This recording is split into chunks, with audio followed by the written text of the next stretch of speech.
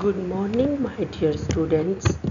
This is class 4th, chapter 4, The Great Indian Desert, the Thar. And this is lecture 2 of chapter 4.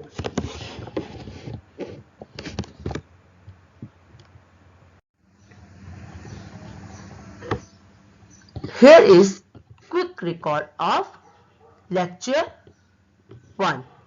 यहाँ हम एक बार अपने previous lecture को recall कर लेते हैं कि हमने अपने प्रीवियस लेक्चर में क्या क्या पढ़ा। डेजर्ट्स, व्हाट आर डेजर्ट्स, हमने पढ़ा था डेजर्ट्स क्या होते हैं। टाइप्स ऑफ डेजर्ट्स, डेजर्ट्स कितने टाइप के होते हैं। डेजर्ट्स 2 टाइप्स के होते हैं, hot desert and cold deserts. Location of Thar desert, India में थार डेजर्ट कहाँ है। अरावली हिल्स के वेस्टर्न में थार डेजर्ट है जो रन ऑफ कच्छ से हरियाणा के बॉर्डर और पंजाब के बॉर्डर तक फैला हुआ है और ये पाकिस्तान और इंडिया के बीच एक बाउंड्री का भी काम करता है। Climate of Thar desert, Thar desert का क्लाइमेट कैसा रहता है। यहाँ दिन गर्म होते हैं और रातें ठंडी होती हैं ड्यू टू सैंड, क्योंकि सैंड गर्म होती है तो दिन गर्म होते हैं और रात को सैंड ठंडी हो जाती है जल्दी से, तो इसलिए रातें यहाँ ठंडी होती है। रेन यहाँ पर बहुत कम होती है, बारिश की कमी है, इसीलिए यहाँ पर पानी की भी कमी है। वेजिटेशन इन थार डेजर्ट, थार डेजर्ट में किस तरह के पेड़ पौधे हैं। यहाँ पर पानी की कमी की वजह से कैक्टस, कीकर एंड बबूल इस तरह के प्लांट्स मिलते हैं। Now we will go further, अब हम आगे पढ़ेंगे। Now we will start our lecture with wildlife. The desert has a large variety of wildlife which includes the wild dog, tiger, chinkara and the camel. The camel is the main means of transport and is known as ship of desert. यहाँ रेगिस्तान में, desserts में अलग अलग तरह के animals पाए जाते हैं जैसे वाइल्ड डॉग, टाइगर, चिंकारा और कैमल। यहाँ का सबसे main means of transport camel है, इसे शिप ऑफ डेजर्ट भी कहते हैं। इसका रीज़न ये है कि कैमल इजीली सैंड पर चल सकता है और ये बिना पानी के काफी दिनों तक सरवाइव कर सकता है। The camel is the only means of transport which people use to cross the desert. Camel have long legs and padded feet which help them to walk in the sand. They can live without water for many days. Camel एक means of transport है जो लोगों को desert easily cross करा सकता है क्योंकि इसके फीट, इसके पैर पैडेड होते हैं जो आसानी से सैंड में धंसते नहीं हैं और वो इजीली सैंड पर वॉक कर सकता है और बिना पानी के ये काफ़ी दिनों तक डेजर्ट में रह सकता है क्योंकि इसके हम्प में जो इसका कैमल का कुबड़ होता है ऊपर, वहाँ पानी और फैट स्टोर होता है, तो ये बिना पानी के और बिना खाने के काफ़ी दिनों तक सरवाइव कर सकता है। Desert features, sand dunes and oases. There is soil erosion caused by the wind as the land is dry and this is absence of vegetation. This result in the formation of sand dunes which keep shifting and destroy cultivable land. आपको पता है desserts में सिर्फ sand ही sand होती है. Desert का एक feature होता है सैंड ड्यून्स एंड ओएसिस. अब हम इसके बारे में देखेंगे. Now what is sand dunes? Sand dunes क्या होते हैं? सैंड ड्यून्स होते हैं मेनली रेत के टीले या रेत के पहाड़. आपने कभी भी जब भी डेजर्ट की पिक्चर देखी होगी तो वो एकदम प्लेन नहीं होता, ऐसे ऊपर नीचे होते हैं. ये जो रेत के पहाड़ से छोटे छोटे बने होते हैं, ये विंड की वजह से होते हैं. हवा अपने साथ जब बहुत तेजी से आती है तो रेत को उड़ा कर ले जाती है और दूसरी जगह जमा कर देती है. इस तरह से थोड़ी थोड़ी दूर पे पहाड़ियां सी बन जाती हैं. फिर हवा चलती है, वो रेत फिर आगे की ओर बढ़ जाती है. इस तरह से इक्वल जगह न रह के छोटी छोटी पहाड़ियां सी बनी रहती हैं, जैसा आपको यहाँ पे स्लाइड में दिख भी रहा है. ये सैंड ड्यून्स होते हैं. और यहाँ का जो डेजर्ट का जो एरिया होता है वो ड्राई होता है, क्योंकि यहाँ पर वेजिटेशन मतलब पेड़ पौधे बिल्कुल ना के बराबर होते हैं या होते ही नहीं है, बहुत कम होते हैं. और जब पेड़ पौधे ही नहीं होते तो यहाँ पर बारिश नहीं होती, क्योंकि बारिश होने के लिए आपको पता है कि पेड़ पौधों का होना, प्लांट्स का होना बहुत ज़रूरी है. यहाँ प्लांट्स ही नहीं होते तो यहाँ बारिश भी नहीं होती, और इसलिए ये एरिया क्या रहता है? ड्राई रहता है. और यहाँ सॉइल इरोजन मीन्स जो मिट्टी होती है वो यहाँ पर लगातार इसकी कमी होती है, वो उड़ जाती है, अपनी जगह पर रह नहीं पाती, क्योंकि न यहाँ पे पेड़ पौधे हैं न यहाँ पे बारिश होती है. तो इस तरह से ये सैंड ड्यून्स हैं.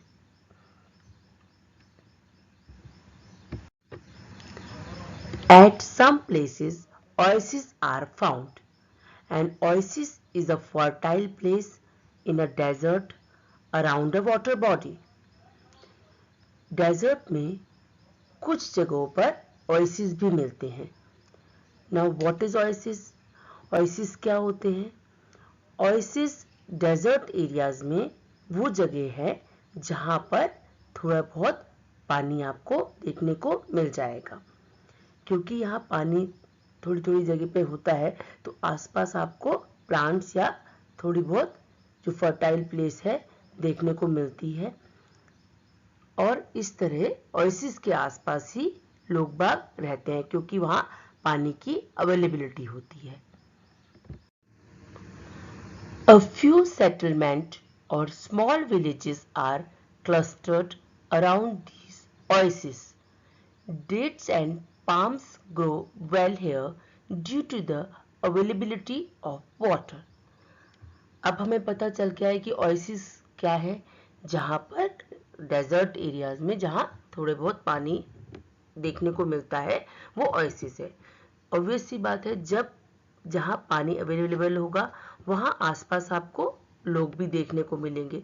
तो इसी तरह से पानी के पास वाली जगहों पर छोटे से गांव जब सेटल हो जाते हैं, लोग बाग पानी की अवेलेबिलिटी की वजह से वहाँ आसपास रहने लग जाते हैं. और डेट और पाम ट्री आपको यहाँ दिख रहे हैं. डेट्स और पाम ट्री यहाँ पर ग्रो हो जाते हैं क्योंकि पानी आसपास अवेलेबल होता है. People and occupation. The Thar Desert is thinly populated and life is tough. Many people lead a nomadic life. They are called Banjaras. Some of the people rear sheep and goats, while others grow crops. They do not have permanent homes and are called nomads. हमें पता है desserts area में पानी की कमी होती है, बारिश भी कम होती है, वेजिटेशन मीन्स प्लांट्स भी कम है, इसलिए यहाँ पर पॉपुलेशन बहुत कम होती है और यहाँ के लोगों की लाइफ बहुत टफ होती है।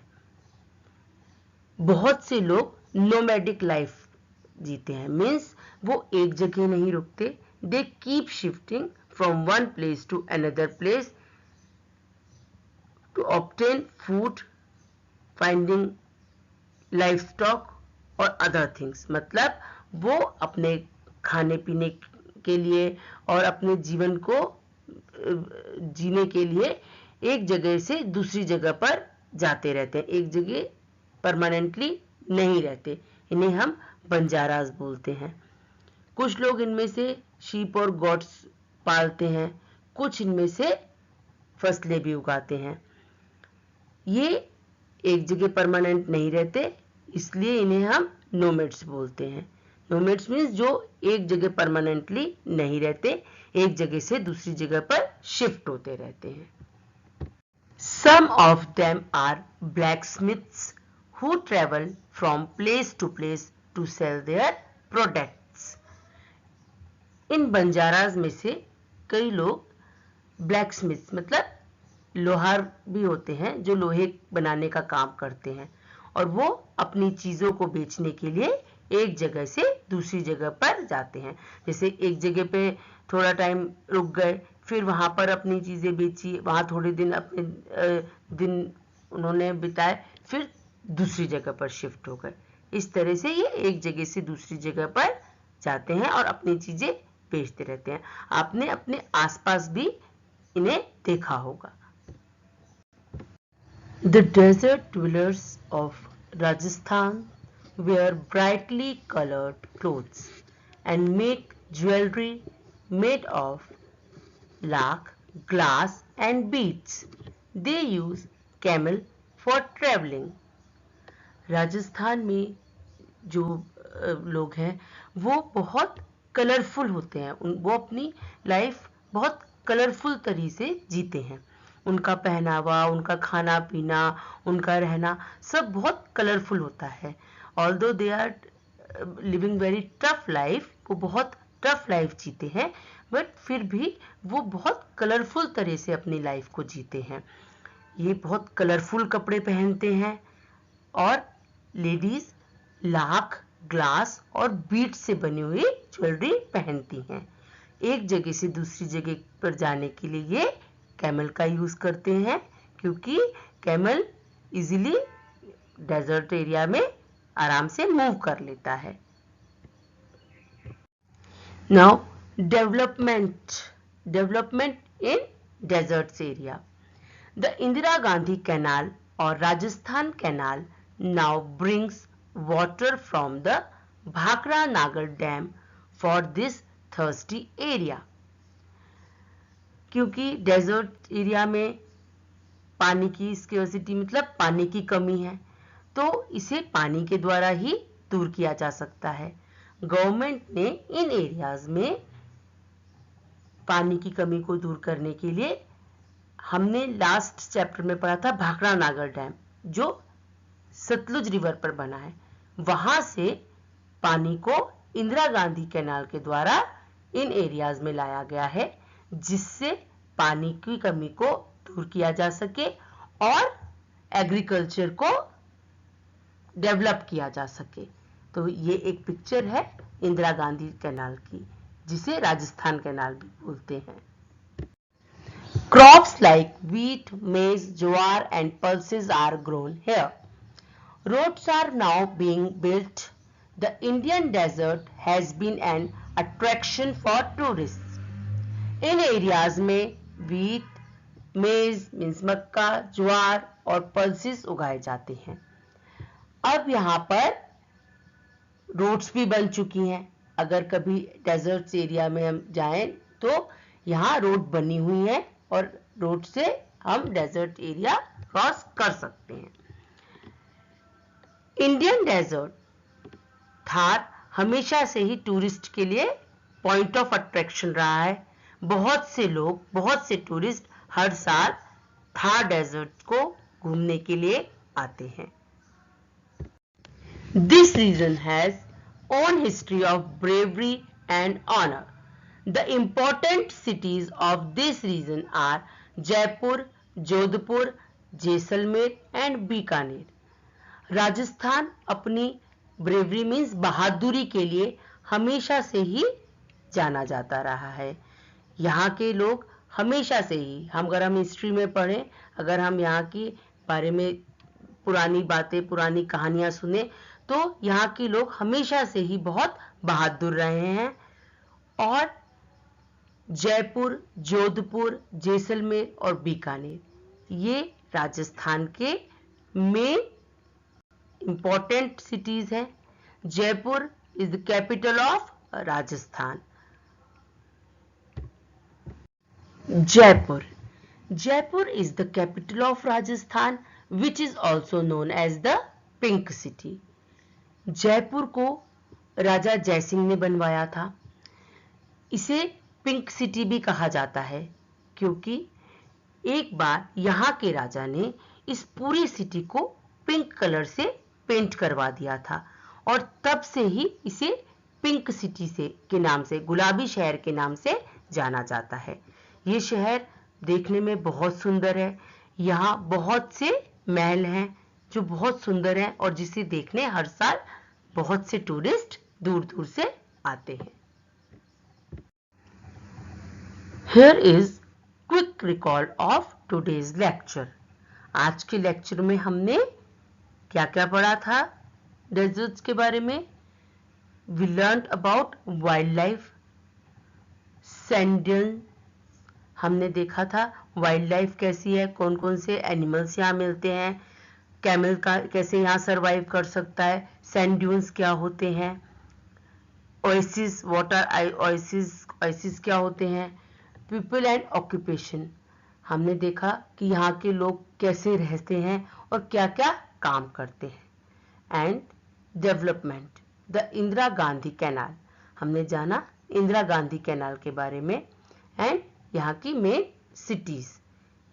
सिटीज के बारे में हमने पढ़ा। और जयपुर, हम जयपुर को पिंक सिटी क्यों कहते हैं। So all is this about today's lecture.